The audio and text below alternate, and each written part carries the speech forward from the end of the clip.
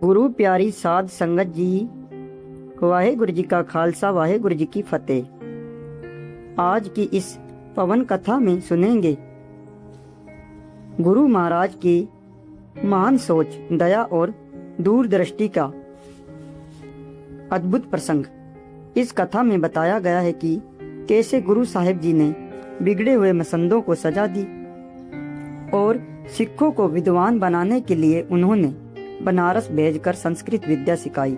जानिए पावटा साहिब के स्थापना का इतिहास। गुरु साहिब जी की वह सोच जिसने सिखों को ज्ञान, सेवा और शस्त्र और राज हर क्षेत्र में आगे बढ़ाया। ये कथा हमें सिखाती है कि गुरु साहिब अपने सिखों को केवल धर्म ही नहीं बल्कि ऊंचे जीवन, विद्या, नम्रता और सच्चाई का मार्ग भी देते हैं। पूरी कथा प्रेम और श्रद्धा से सुनिए और गुरु इतिहास से अपना जीवन को रोशन कीजिए। साध संगत जी, जब बाबा राम राय ने बादशाह औरंगजेब को खुश करने के लिए कई करमातें दिखाई, तब उन्होंने मरे हुए बकरे को भी जिंदा कर दिया, दिन में तारे दिखाए, लोगों के खाए हुए भोजन तक बता दिया। इस तरह उन्होंने बहुत सी करमातें दिखाई जिससे औरंगजेब बहुत खुश हुआ। खुश होकर औरंगजेब ने बाबा राम राय जी को एक बड़ी जागीर दे दी। बाबा राम राय जी ने उसी जगह अपना डेरा बना लिया। धीरे धीरे वहां लोगों की बसावट बढ़ने लगी और आगे चलकर वही जगह देहरादून के नाम से प्रसिद्ध हो गया। बाबा राम राय जी की करमातें की चर्चा दूर दूर तक फैल गई। पहाड़ी राजा भी उन्हें मानने लगे क्योंकि उनके संबंध औरंगजेब के साथ अच्छे थे। इसलिए उन्होंने कई राजाओं को माफी और सहायता भी दिलवाई। इसी कारण बहुत से लोग उनके चेले बन गए और उन्हें गुरु मानने लगे। समय बीतता गया। जब औरंगजेब दक्षिण की ओर चला गया, तब पहाड़ी राजाओं ने सोचना शुरू किया कि अब वे आजाद हो गया है। उसी समय गुरु गोविंद सिंह जी नुहान पहुंचे। अब पहाड़ी राजा बाबा राम राय जी से दूरी बनाने लगे। राम राय जी को भी समझ आ गई थी कि समय बदल रहा है। उन्होंने सुन लिया था कि बाबा धीरमल को बहुत कष्ट देकर मारा गया। उनके बड़े बेटे बाबा रामचंद को भी दिल्ली में कैद कर खत्म कर दिया गया। इसलिए बाबा राम राय जी समझ गया कि गुरु घर के खिलाफ चलना ठीक नहीं है। उन्हें यह भी पता लग गया कि जिन मसंदों पर उन्हें भरोसा था वही धीरे धीरे उनके लिए परेशानी बनते जा रहे थे। संगत जी, समय ऐसा बदल चुका था कि बाबा राम राय जी के अपने ही मसंद उनके विरोधी बन गए थे। हालत पूरी तरह बदल चुकी थी। मसंद इतने बिगड़ गए थे कि बाबा राम राय जी को किसी बात की स्वतंत्रता ही नहीं रहने देते थे। तब बाबा राम राय जी ने गुरु गोविंद सिंह जी महाराज के पास विनती भेजी। फिर जमुना नदी के बीच एक नाव में दोनों की मुलाकात तय हुई। यह मुलाकात बहुत गुप्त रखी गई थी ताकि किसी को इसकी खबर ना लगे। एक तरफ से बाबा राम राय जी आए और दूसरी तरफ से गुरु गोविंद सिंह जी महाराज। जब दोनों की नावें नदी के बीच मिली, तब वे दोनों एक ही नाव में बैठकर बातें करने लगे। उस समय बाबा राम राय जी ने सिर झुकाकर कहा, महाराज, मुझसे बहुत बड़ी भूल हो गई है। मैंने गुरबानी की पंक्ति बदल दी। मिट्टी मुसलमान की जगह मिट्टी बेईमान की कहा। मुझे इसका बहुत पछतावा है। मेरे अंदर इतने अवगुण हैं जितना इस नदी में पानी है, लेकिन आप तो बख्शने वाले हो।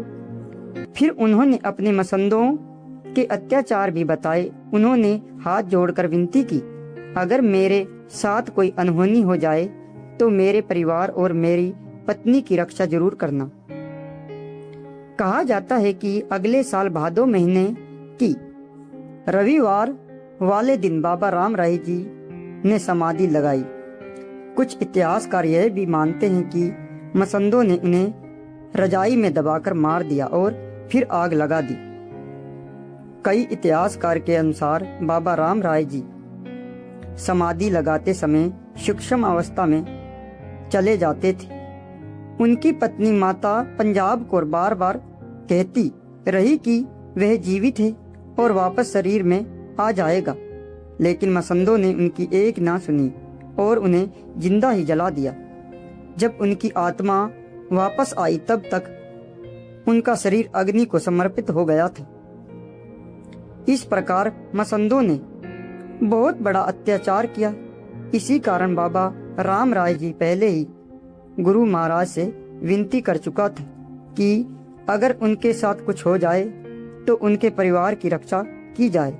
बाद में माता पंजाब कौर ने गुरु साहिब जी को चिट्ठी लिखी और विनती की, महाराज यह मसंद बहुत बिगड़ चुके हैं, कृपया करके देहरादून आकर उन्हें इनके कर्मों की सजा दीजिए। तब गुरु गोविंद सिंह जी महाराज देहरादून पहुंचे और उन्होंने उन मसंदों को कठोर दंड दिया। संगत जी, जो मसंद अच्छे और नेक थे, जो सच्चे थे, उन्हें गुरु गोविंद सिंह जी महाराज ने बख्श भी दिया, लेकिन जिन्होंने गलत रास्ता अपनाया, अत्याचार किया और विपरान की रीत अपनाई, उन्हें कठोर सजा दी गई। कुछ को तेल में डालकर भी जलाया गया।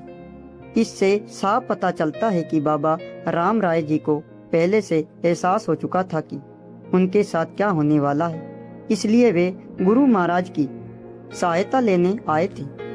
एक बार बाबा राम राय जी के चेले बाबा गुरबख्श राय ने गुरु ग्रंथ साहिब जी की हजूरी में बैठकर दसम पातशाह की शान में कुछ गलत शब्द बोल दिए।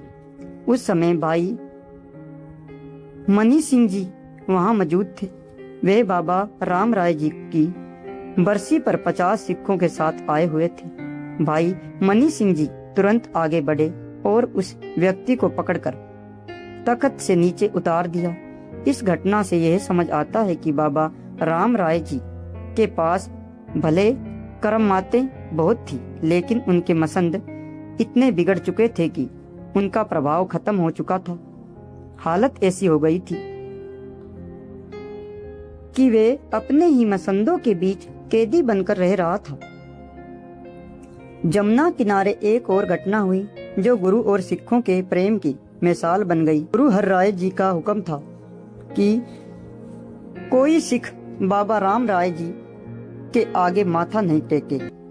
जब सिखों ने बाबा राम राय जी को दूर से घोड़े पर आते देखा, तब वे नदी की ओर पीठ करके खड़े हो गए।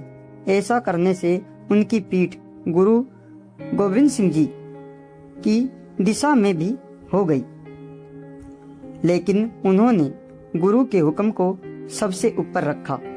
इससे सिखों ने दिखा दिया कि जब तक गुरु महाराज स्वयं वापस स्वीकार नहीं करें, तब तक वे हुक्म के अनुसार ही चलेंगे।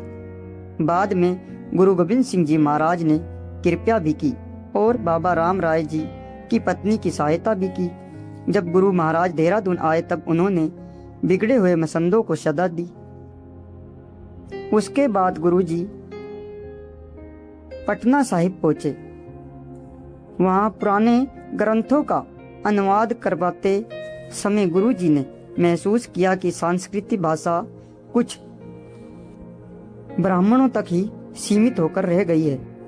गुरु जी ने सोचा कि जब तक विद्या को कुछ लोगों के कब्जे से मुक्त नहीं किया जाएगा, तब तक वे अपनी मनमानी करते रहेंगे।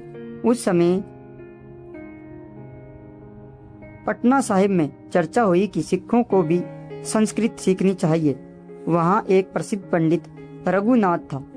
उससे कहा गया कि वे सिखों को संस्कृत पढ़ाए, लेकिन उसने साफ मना कर दिया। उसने कहा कि संस्कृत केवल ब्राह्मण ही पढ़ सकते हैं, बाकी कोई नहीं।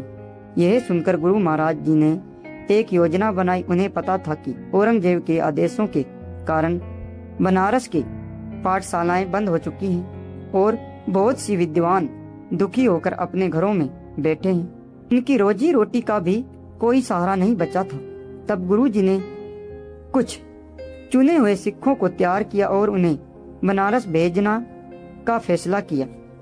अद संगत जी गुरु गोविंद सिंह जी महाराज ने अपने चुने हुए सिखों को गुरुए रंग के वस्त्र पहनाकर बनारस भेजा ताकि वे वहां जाकर विद्या हासिल करें।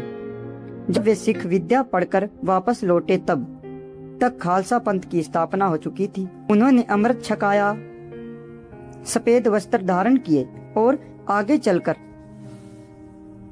निर्मला कहलाया। इन 5 प्रमुखों सिखों ने सबसे पहले ब्राह्मणवाद के अहंकार को चुनौती दी। उनका नाम था भाई राम सिंह, भाई वीर सिंह, भाई करम सिंह, भाई गंडा सिंह और भाई सोबा सिंह। इन्होंने सिक्खी में विद्या और ज्ञान का प्रचार शुरू किया। उस समय कई विद्वान लोग सिखों को शिक्षा देने से मना कर देते थे। तब गुरु महाराज ने बड़ा ऐलान किया कि मेरे सिख किसी भी ज्ञान से पीछे नहीं रहेंगे। गुरु जी ने फरमाया कि यही सिख आगे चलकर विद्वान बनेंगे, कथा करेंगे, राज करना भी सिखाएंगे और सरदार भी कहलाएंगे। गुरु महाराज ने अपने सिखों को अमीरी, वजीरी, पीरी और फकीरी, शस्त्र विद्या और दानशीलता जैसे गुणों का वरदान दिया। इस कारण गुरु जी का पावटा साहिब आना बहुत महत्वपूर्ण था।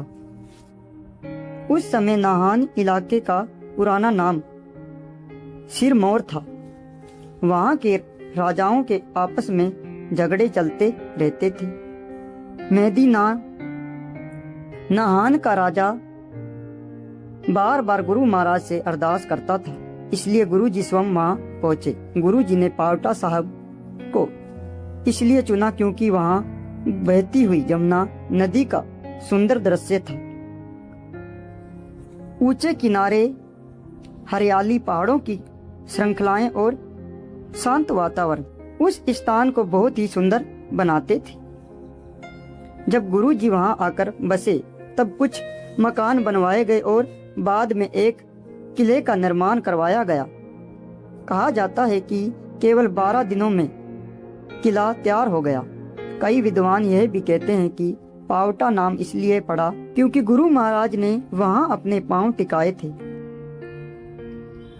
उस समय राजा मैदेनी प्रकाश और राजा फतेह शाह के बीच विवाद चल रहा था। गुरु जी ने दोनों को समझाकर मेल करवाने की कोशिश की।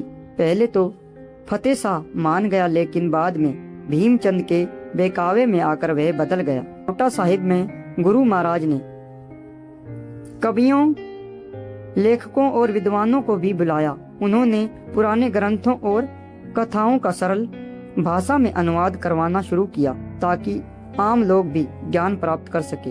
गुरु जी चाहते थे कि सिख केवल शस्त्र विद्या में ही नहीं बल्कि ज्ञान और विद्वान में भी आगे रहें। इसलिए संस्कृत जैसी कठिन भाषा को भी आसान ढंग से सिखाया गया।